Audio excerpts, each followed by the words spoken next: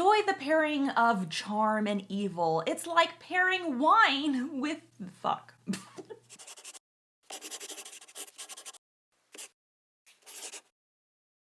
Hello, everybody. Approximately 1 million years ago, I made a video breaking down the tropes regarding men in fiction that I absolutely despise. I suddenly realized I never flipped the script. 'Cause I'm stupid. Today we're doing just that. I am breaking down the 10 male character tropes that make my heart sing. These tropes give me life, they water my crops, they clear my skin. Before we get started, my good friends over at Skillshare have sponsored today's video, so we gotta show them our love. Skillshare is an online learning community specifically for creators. It doesn't matter if you're a total newbie at your craft or if you're a seasoned professional. Skillshare has thousands of classes available at all skill levels. Skillshare has classes in graphic design, web design, illustration, business, marketing, creative writing. I could go on. No matter your creative path, Skillshare's got you covered. I personally enjoy the business and marketing classes available on Skillshare. I think they're really insightful.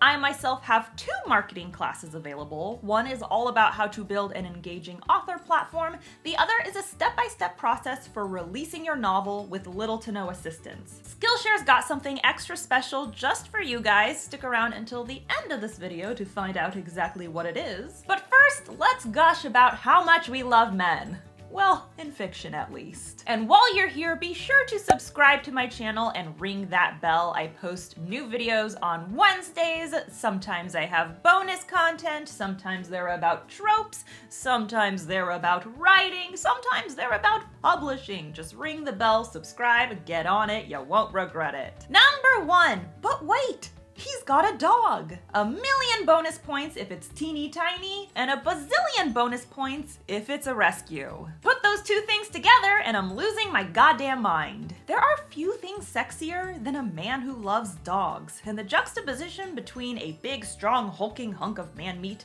and a wee little bundle of cute is both hella adorable and grade A spank bank material. I want to see this man walk his dog, scratch his dog, let the dog give him all kinds of kisses. Did they fall asleep cuddling together on the couch again? Of course they did. Are my ovaries exploding?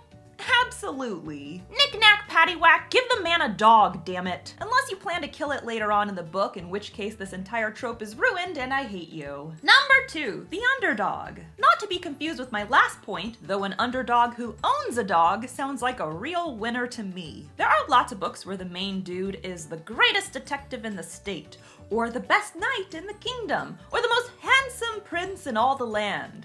And that shit's boring. It's so much more engaging to read about a man who struggles, who makes sacrifices, who has the cards stacked against him.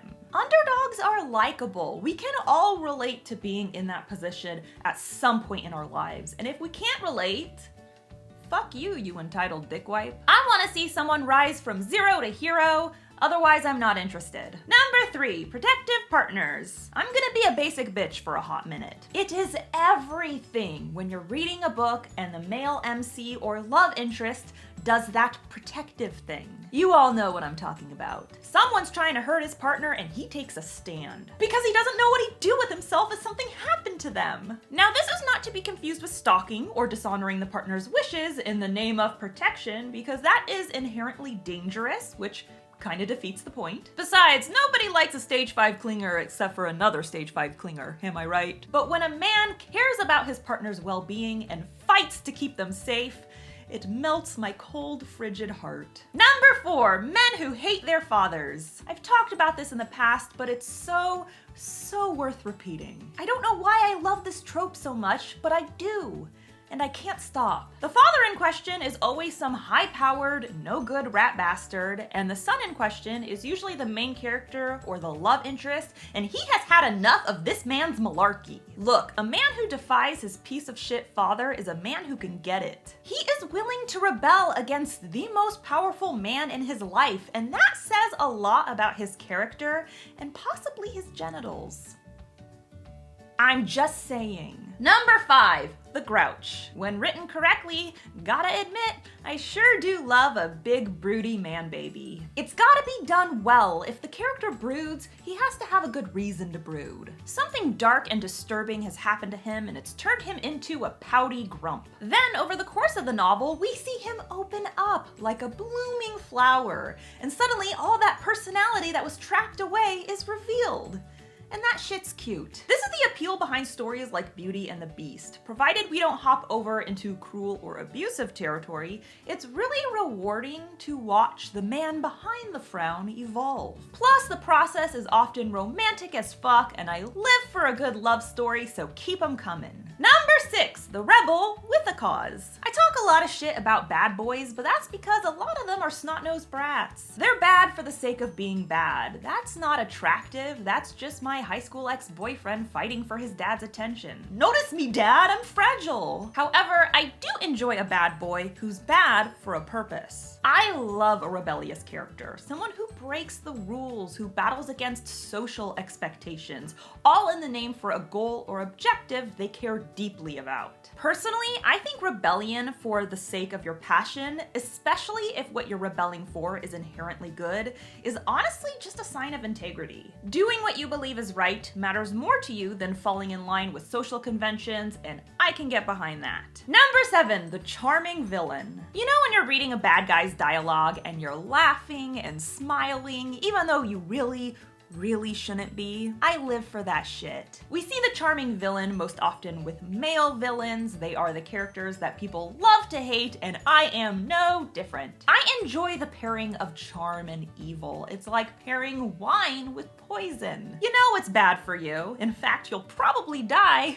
but it sure do taste good. And even if you're rooting against the charming villain, there's always a little part of you that's really sad when they're defeated. Rest in peace, you beautiful bastard.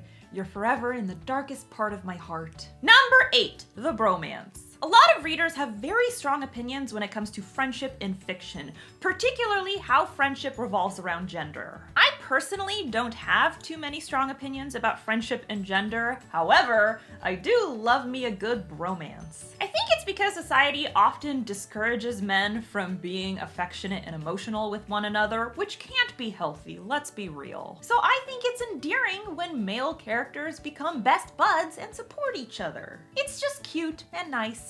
I like it. It also opens the door up for lots of witty banter, which is my jam. However, overall, I just love seeing guys being goofy and sweet with one another. Number 9, the dandy. In a time where 7 feet tall, roided out, hairy cavemen are all the rage in fiction, it's really refreshing to read about a good old-fashioned dandy. The guy values style, neatness, and grace. He's dapper, he's darling, and I love him. This is the man who appreciates a well-tailored suit, who values grooming and a good shave. He probably smells amazing, and I appreciate that. You know, all these mountain men with their scraggle beards probably smell like piss and feet. They live in the goddamn woods, for crying out loud. I'm just saying, a man with a great wardrobe and personal hygiene is a welcome change of pace in fiction, and I'm a big fan. And number 10, emotionally well-adjusted men. This isn't exactly a trope, but it's my channel, and I get to say whatever the hell I want. Trixie and Katya, eat your heart out. I'm really tired of emotionless robot men in fiction. They're not engaging to read, and they don't get my motor running. The character doesn't even have to be emotionally well-adjusted. He's just gotta show some emotion, for the love of God. And no, breaking out into a violent rage every once in a while doesn't count. I'm talking about some vulnerability, some happiness or sadness or weakness. Literally anything. It's just nice to read about men who are actually written like human beings, as rare as it may be. So that's all I got for you today. Thank you so much to Skillshare for sponsoring today's video and always supporting my platform. I really appreciate it. If you want to take the next step in your creativity or learn a brand new skill, I cannot recommend Skillshare enough. Plus, their platform is super cheap. An annual subscription is less than 10 bucks a month. However, right now you can get 2 months of Skillshare Premium for free by clicking the link below. That's 2 months of access to thousands of classes, including my classes, for free. Do it. I said so. I'm looking right at you. Click the link. Go for it. It's down below. Don't forget to subscribe to my channel. I post new videos on Wednesdays, and if you want to be alerted as soon as I upload, ring that bell. The Savior's Champion is available in ebook, paperback, hardback, signed hardback, as well as audiobook. If you are new to audiobooks, you can listen to TSC on Audible for free. I have all the links below. And be sure to follow me on social media. I'm on Instagram, Tumblr, Facebook, and of course, you can tweet me at Jenna Moreci. Bye! This is Rondies. Why the fuck haven't you subscribed to Jenna's channel? Do you really want to face me? If you don't do it, you know what will happen. I'll rip out your tongue, torture you, then leave your rotten corpse out for the birds to feast on it. Now press the goddamn button. And the bell too.